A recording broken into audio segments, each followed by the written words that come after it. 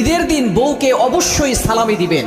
আমরা অনেকেই আছি সকলকে সালামি দেই, কিন্তু ঈদের দিন আপনার ঘরে যে বউ আছে এই বউটাকে অনেক স্বামী সালামি দেয় না। আপনার বউ এই রমজান জুড়ে আপনার জন্য ইফতারের আয়োজন করেছে, সাহারির ব্যবস্থাপনা করেছে, সারাদিন রোজা রেখে সে ইফতারের আয়োজন করেছে।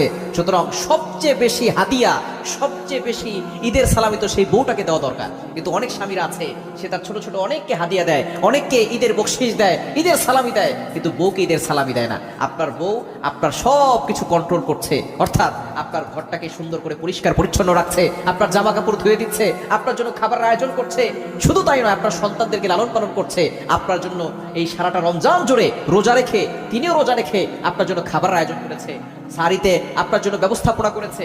সুতরাং হাদিয়া তো সেই স্ত্রীকে দেওয়া দরকার। কিন্তু আমরা অনেক স্বামী আছি স্ত্রীকে হাদিয়া দেই না, স্ত্রীকে মূল্যায়ন করতে চাই না, স্ত্রীকে সম্মান করতে চাই না। আপনি যদি একটা কাজের লোক ঘরে রাখতেন, তাহলে সে আপনার এই জামা কাপড় ধুয়ে দেওয়ার জন্য, ঘরটাকে পরিষ্কার পরিচ্ছন্ন রাখার জন্য, সন্তানকে লালন পালন করার জন্য আপনি তাকে মাসে একটা হাদিয়া তাকে দিতেন, একটা সম্মানই তাকে দিতেন, একটা বেতন তাকে দিতেন। কিন্তু আমরা বউকে দিয়ে কত ধরনের কাজ করাই এবং সারাদিন পরে এসে সেই বউটার সাথে কত খারাপ ব্যবহার করি, বাজে আচরণ করি। খবর দেন না, কখনো করবেন না। আদর্শ স্বামী তো সে যে বউকে শান্তিতে রাখে। এই বউটার জন্য মাঝে মধ্যে গিফট নিয়ে যাবেন। সে যেটা খেতে পছন্দ করে, আইসক্রিম খেতে পছন্দ করে, আইসক্রিম নিয়ে যাবেন। ফুচকা খেতে পছন্দ করে, ফুচকা নিয়ে যাবেন। ঈদের সময় আসলে সবচেয়ে দামি গিফটটা আপনার বউকে দিবে। সালামির জন্য আপনি আগে থেকে টাকা জোগাড় করে রাখবেন, গুছিয়ে রাখবেন, এটা আপনি আপনার স্ত্রীকে দিবেন। আপনার স্ত্রী খুশি থাকলে দেখবেন আল্লাহ তাআলা আপনাকেও খুশি রাখবেন।